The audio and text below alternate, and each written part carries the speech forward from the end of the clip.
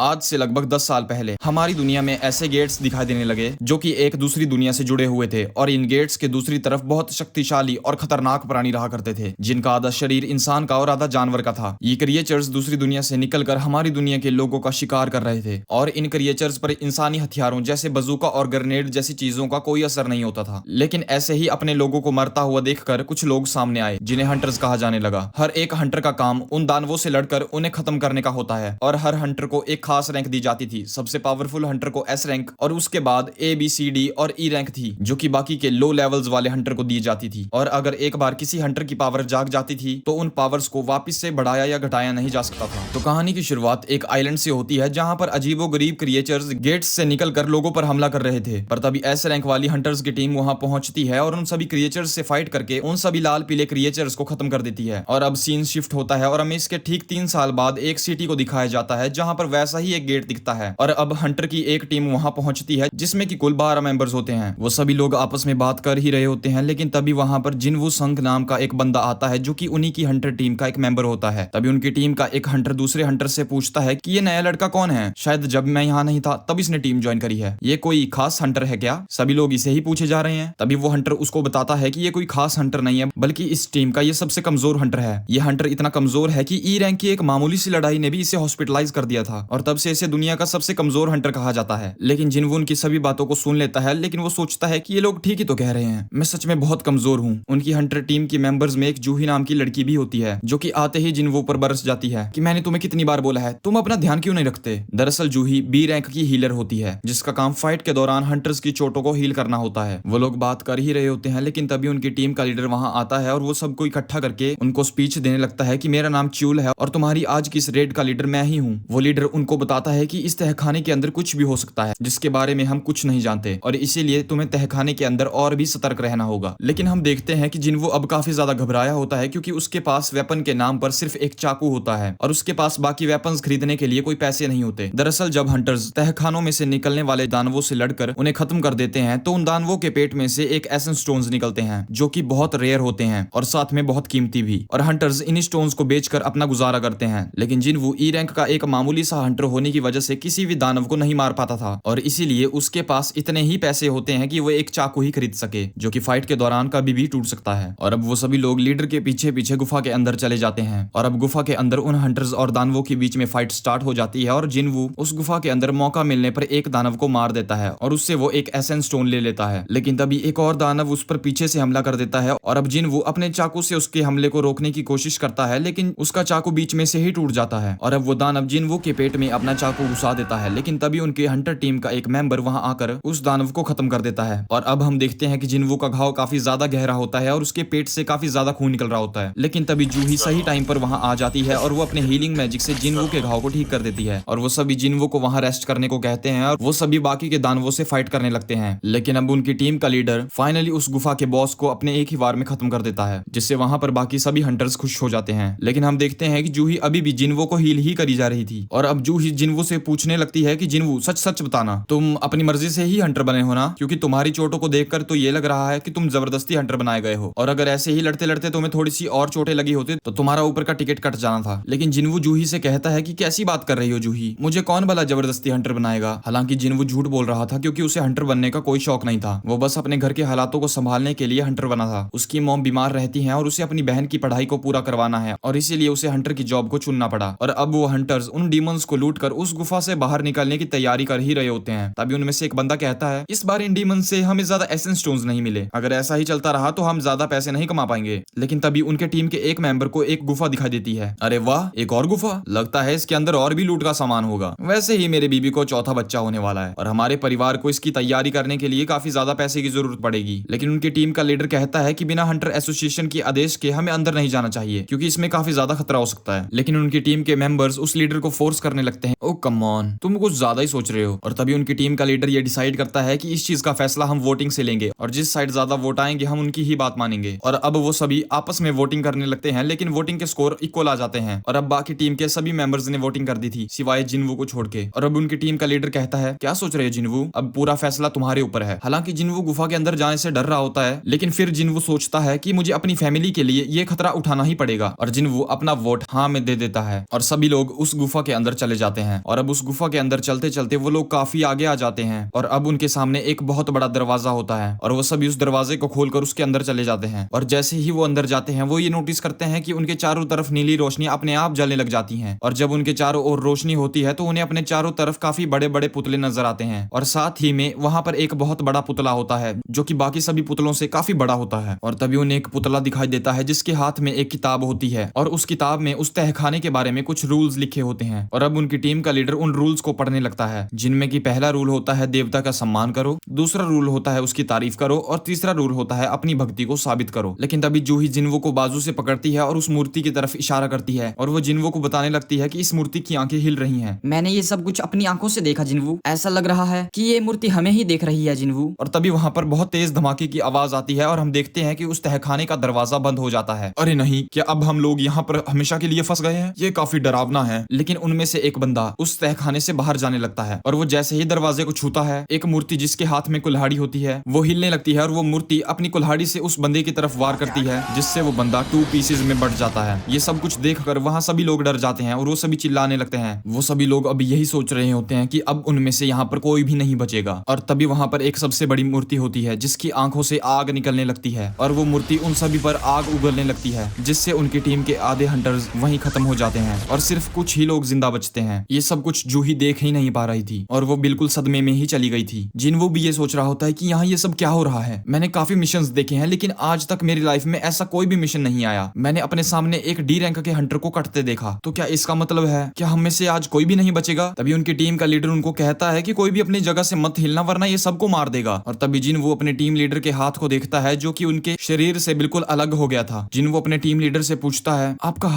हाथ कट गया है, लेकिन उनका टीम लीडर कहता है कि कोई बात नहीं, मैंने लोगों को इससे भी बुरी हालत में देखा है। और वो जिन्वो को अपने हाथ पर पट्टी बांधने को कहता है ताकि उसके हाथ से निकलता हुआ खून रुक सके। उनकी टीम का लीडर कहता है कि हमें मिलकर इसका कोई प्लान निकालना ही होगा। लेकिन तभी उनकी टीम का एक और मेंबर जिसके पास बहुत तेज भागने की एबिलिटी होती है वो कहने लगता है कि बस बहुत हो गया, मैं अब यहाँ नहीं रुक सकता, मैं यहाँ से इतना तेज भागूंगा कि ये मुझे देख ही नहीं पाएगा। और अब उनकी टीम का वो बंदा पूरा जोर लगाकर वहां से भागता है लेकिन तभी वो बड़ी वाली मूर्ति उसे 1 सेकंड से भी कम टाइम में जलाकर वहां खत्म कर देती है और वहां सिर्फ उसके पैर ही बचते हैं। और एक बात तो साफ हो गई थी, उनको ये पता चल चुका था कि ये चाहे तो हमें एक साथ मार सकता है लेकिन ये ऐसा नहीं कर रहा। और तभी जिन्वो को वो मूर्ति पर लगे हुए 3 रूल्स याद आते हैं जिनमें पहला रूल था देवता का सम्मान करो। और कुछ सोचकर जिन्वो अपनी हंटर टीम के सभी मेंबर्स को उस मूर्ति के आगे झुकने को कहता है। वो सबको बताता है कि इस तहखाने के अपने नियम हैं और अगर हमें जिंदा बचना है तो हमें इस तहखाने के नियमों को मानना ही पड़ेगा। और अब जिन्वो जैसा कहता है वो सभी मेंबर्स वैसे ही उस मूर्ति के आगे झुक जाते हैं जिससे वो मूर्ति की आंखें शांत हो जाती हैं। और अब हम देखते हैं कि वो मूर्ति बहुत खुश होती है और वो बहुत ही एक घिनौनी सी स्माइल करती है जिससे वहां पर सभी लोग डर जाते हैं। ये कितना घिनौना है यार, ये मैं तो इसे देख भी नहीं पा रहा। और तभी वो सभी खुश हो जाते हैं क्योंकि वो मूर्ति अब उन पर हमला नहीं कर रही थी। इसका मतलब है कि हम अब घर जा सकते हैं। लेकिन जिन्वो कहता है कि नहीं, अभी भी 2 रूल्स बचे हुए हैं। और जिन्वो के ये कहते ही वो मूर्ति अपनी जगह से हिलने लगती है और वो उन सभी के सामने खड़ी हो जाती है और वो मूर्ति उन सभी को मारने के लिए उनकी तरफ बढ़ने लगती है। तभी जिन्वो कहने लगता है कि दूसरा रूल क्या था, हमें देवता की तारीफ करनी होगी। लेकिन तभी उनकी टीम में एक ऐसा मेंबर भी होता है जिसको सभी संस्कृतियों की नॉलेज होती है और वो कहता है कि शायद मैं जानता हूँ देवता की तारीफ कैसी करनी चाहिए। और वो हाथ जोड़कर देवता के सामने प्रार्थना करने लगता है, यानी कि उस मूर्ति के सामने बैठ जाता है। लेकिन वो मूर्ति इससे भी नहीं रुकती और वो स्टैच्यू देखते ही देखते उस मेंबर को अपने पैरों के नीचे कुचल देता है। इससे उन सभी को ये पता चल जाता है कि हमें देवता को खुश करने का कोई और तरीका ढूंढना होगा। और अब वो सभी उस स्टैच्यू से अपनी जान बचाकर भाग रहे होते हैं। लेकिन तभी उनमें से एक बंदा एक पहरेदार के पीछे जाकर छुप जाता है इस उम्मीद में कि अब वो मूर्ति उसे नहीं मार पाएगी। लेकिन जिस पहरेदार के पीछे वो छुपा था उस पहरेदार की मूर्ति उसको बीच में से चीर देती है जिससे वो वहीं खत्म हो जाता है। तभी जिन्वो अपने आसपास सभी स्टैच्यूज को गौर से दिखता है। कईयों के हाथ में तलवारें होती हैं तो कईयों के हाथ में कुल्हाड़ियां होती हैं, लेकिन कुछ मूर्तियां ऐसी भी होती हैं जिनके हाथ में बाजे और अलग अलग इंस्ट्रूमेंट्स होते हैं। और तभी जिन्वो कुछ सोचकर उन सभी को इंस्ट्रूमेंट्स वाली स्टैच्यूज के पास जाने को कहता है, यानी कि देवता की तारीफ करने का सिर्फ यही एक रास्ता है। और जैसे ही वो सभी इंस्ट्रूमेंट वाली मूर्तियों के पास पहुंचते हैं वो इंस्ट्रूमेंट वाली मूर्तियां बजने लगती हैं। और अब जिन्वो और जूही भी एक मूर्ति के पास खड़े होते हैं लेकिन उस मूर्ति के इंस्ट्रूमेंट्स बज ही नहीं रहे होते हैं। जिन्वो सोचता है कि शायद हम 2 हैं इसीलिए ये इंस्ट्रूमेंट नहीं बज रहा है। और अब जिन्वो जैसे ही दूसरी इंस्ट्रूमेंट वाली मूर्ति की तरफ भागने लगता है तो वो बड़ी वाली मूर्ति जिन्वो के पीछे पड़ जाती है और वो जिन्वो के ऊपर पैर रखने ही वाली होती है। लेकिन जिन्वो सही टाइम पर वहां से हट जाता है और जिन्वो अब वहां से हटकर दूसरी मूर्ति के पास पहुंच जाता है। लेकिन तभी दूसरी मूर्ति के हाथ में भी हथियार होता है और वो दूसरी मूर्ति जिसके हाथ में हथियार होता है वो जिन्वो के पैर को उसके शरीर से अलग कर देती है। लेकिन अब जिन्वो हार नहीं मानता और वो किसी तरह से रेंगता रेंगता उस इंस्ट्रूमेंट वाली मूर्ति के पास पहुंच जाता है। और अब फाइनली जिन्वू वाली मूर्ति के भी इंस्ट्रूमेंट्स बजने लगते हैं। इसका मतलब है अब वो सभी सेफ हैं और वो देवता की मूर्ति भी चुपचाप अपने सिंहासन पर जाकर बैठ जाती है। और अब सभी लोग भागकर जिन्वू के पास आते हैं तो वो सभी देखते हैं कि जिन्वू का पैर अलग हो चुका है। और जूही उसके पास रोती रोती आती है और वो उससे कहती है कि तुम फिक्र मत करो, मैं अपने हीलिंग मैजिक से तुम्हारा पैर फिर से जोड़ दूंगी जिन्वू। लेकिन जूही ने अपने हीलिंग मैजिक का इतना ज्यादा इस्तेमाल कर लिया था कि उसकी इंटरनल ऑर्गन्स डैमेज हो गए थे और इसीलिए अपना हीलिंग मैजिक इस्तेमाल करते हुए उसके मुंह से खून आ रहा था। और अब हम तहखाने के आसपास का मंजर देखते हैं तो वो देखते हैं कि उनकी टीम के मेंबर्स लाशें बनकर चारों ओर पड़े हुए थे। और अब वो सभी इसका जिम्मेदार उस टीम लीडर को ठहराने लगते हैं कि तुम ही ने लास्ट फैसला लिया था कि हमें इस तहखाने के अंदर जाना चाहिए। लेकिन उनकी टीम में से एक मेंबर कहता है कि बोलो मत, हमने खुद वोटिंग करी थी, इसमें हमारे टीम लीडर की भी कोई गलती नहीं है। लेकिन जिन्वू उनसे कहता है कि ये बहस करने का टाइम नहीं है, अभी भी इस तहखाने का तीसरा नियम बाकी है। और तभी वो मूर्ति अपना हाथ ऊपर करती है मानो कि वो कोई आदेश दे रही हो। और तभी उनकी आंखों के सामने जमीन में से एक बलिस्तान निकलता है, जिसका मतलब है उनमें से किसी एक को वहां पर अपनी बलि देनी होगी। ये देखकर वो सभी घबरा जाते हैं, लेकिन उनके टीम में से एक मेंबर उनके लीडर पर ही तलवार तान देता है कि हमें बलि के लिए सिर्फ एक बंदा ही तो चाहिए, सिर्फ तुम्हारी वजह से आज हम यहाँ पर फंसे हुए हैं। और अब उनका टीम लीडर उनकी बात को मान लेता है और वो खुद की बलि देने को तैयार हो जाता है। और वो टीम लीडर जैसे ही उस बलिस्तान के अंदर जाता है तो वहां पर चारों ओर आग जलने लग जाती है। और अब जिन्वू पास में खड़े हुए दो लोगों से कहता है, क्या तुम मुझे उस बलिस्तान के पास में ले चलोगे? मुझे उस बलिस्तान को गौर से देखना है। और अब जैसे ही वो तीनों उस बलिस्तान के अंदर चले जाते हैं तो वहां पर 3 और लाइट्स ग्लो हो जाती हैं। और अब जैसे ही बाकी के बचे हुए 2 मेंबर्स भी उस बलिस्तान के अंदर आ जाते हैं तो वहां चारों तरफ नीली रोशनियां जलने लग जाती हैं और उनके चारों तरफ जो पहरेदारों की मूर्तियां होती हैं वो एक्टिव हो जाती हैं और वो उनको मारने के लिए उनकी तरफ बढ़ने लगती हैं, जिससे सभी वहां पर घबरा जाते हैं। लेकिन जिन्वू उनसे कहता है कि घबराओ मत, हमें सिर्फ इन मूर्तियों की आंखों की तरफ देखना होगा, इससे वो मूर्तियां हमारी तरफ नहीं बढ़ेंगी। और ये जो तुम नीली रोशनियां देख रहे हो ये सिर्फ एक टाइमर की तरह है और जैसे ही ये टाइमर बंद हो जाएगा इस तहखाने का देवता हमें यहाँ से जाने देगा। लेकिन उन लोगों को जिन्वू की इस बात पर विश्वास ही नहीं होता और वो लोग कहने लगते हैं कि इस टाइमर के खत्म होने के बाद अगर इस तहखाने के देवते ने हमें मार दिया फिर हम अपनी जान को खतरे में नहीं डाल सकते, हमारा भी एक परिवार है और हमें घर वापस लौटना है। और ये कहकर वो दोनों बंदे जिन्होंने जिन्वू को उठाया होता है वो जिन्वू को वहीं फेंक कर वहां से भाग जाते हैं। और अब जिन्वू बचे हुए लोगों से कहने लगता है कि हम अगर यहाँ से चले गए तो सब बर्बाद हो जाएगा और हम में से कोई भी जिंदा नहीं बचेगा, मेरी बात को मानो, ये नीली रोशनियां एक टाइमर की तरह है और जैसे ही ये टाइमर खत्म हो जाएगा ये मूर्तियां हमें यहाँ से जाने देंगी। लेकिन उनकी टीम का एक और बंदा जिसको अभी भी उसकी बात पर विश्वास नहीं होता और वो भी वहां से भाग खड़ा होता है। और अब उस तहखाने में सिर्फ 3 बंदे बचे होते हैं, जिन्वू, जूही और वो टीम लीडर। तभी वो टीम लीडर जूही से कहता है कि जूही तुम जिन्वू को यहाँ से लेकर चले जाओ, तुम्हें अभी अपनी जिंदगी में काफी कुछ देखना है। लेकिन हम देखते हैं कि जूही ने अपने हीलिंग मैजिक का कुछ ज्यादा ही इस्तेमाल कर दिया था और इसीलिए अब उससे अपनी जगह से हिला भी नहीं जा रहा था। और तभी जिन्वू कहने लगता है कि आप जूही को लेकर इस तहखाने से बाहर चले जाइए। पहले तो वो टीम लीडर ऐसा करने से मना करता है लेकिन जिन्वू बार बार जिद करने लगता है और जिन्वू जूही को अपना वही एसेंस स्टोन देता है जो उसने पिछली फाइट से जीता था। और वो जूही से कहने लगता है कि मैंने तुम्हें बाहर खाना खिलाने के लिए वादा किया था लेकिन मुझे लगता है कि शायद वो वादा अधूरा ही रह जाएगा, ये लो मेरा एसेंस स्टोन, तुम मेरी तरफ से बाहर जाकर खाना खा लेना और अगर मैं जिंदा बच गया तो मैं तुम्हारे पास जरूर आऊंगा। और अब वो टीम लीडर जूही के गर्दन पर एक वार करके उसको वहीं बेहोश कर देता है और वो टीम लीडर जूही के साथ उस तहखाने से बाहर निकल जाता है। और अब उस तहखाने में सिर्फ जिन्वू ही बचा था और अब वो मूर्तियां उसकी तरफ तेजी से बढ़ रही थी। लेकिन अब जिन्वू डिसाइड करता है कि मरना तो मुझे है ही। सभी लोग यहाँ से जान बचाकर भाग गए क्योंकि उनका एक परिवार था, लेकिन आखिरी में मैं बलि का बकरा बन गया। मेरा भी एक परिवार है जो मेरा घर पर वेट कर रहा है। लेकिन उन मूर्तियों को अब अपनी तरफ आते हुए देखकर जिन्वू ये डिसाइड करता है कि मरना तो मुझे अब है ही, तो क्यों ना इन मूर्तियों से लड़कर ही मरा जाए। और अब जिन्वू जैसे ही अपनी तलवार उठाता है उनमें से एक मूर्ति जिन्वू पर बहुत जोर से हमला करती है जिससे जिन्वू का एक हाथ कटकर अलग हो जाता है और वो सारे स्टैच्यूज मिलकर जिन्वू को बहुत गंदी तरह से मारने लगते हैं। और तभी उनमें से एक मूर्ति जिन्वू को अपने भाले पर उठाती है और उसी बलिस्तान पर फेंक देती है। लेकिन अब जिन्वू सोच रहा होता है कि मुझे अभी नहीं मरना, काश मैं थोड़ा और जी पाता, काश मुझे एक सेकंड चांस मिल पाता। और तभी वो मूर्ति जिन्वू की तरफ अपनी कुल्हाड़ी से वार कर देती है जिससे जिन्वू की चारों तरफ अंधेरा हो जाता है और वो नीली रोशनी भी बुझ जाती है। लेकिन तभी हमें नोटिफिकेशन स्क्रीन दिखाई जाती है जिसमें लिखा होता है कि तुम्हें हमारे लिए प्लेयर की तरह खेलना होगा वरना तुम्हारा हार्ट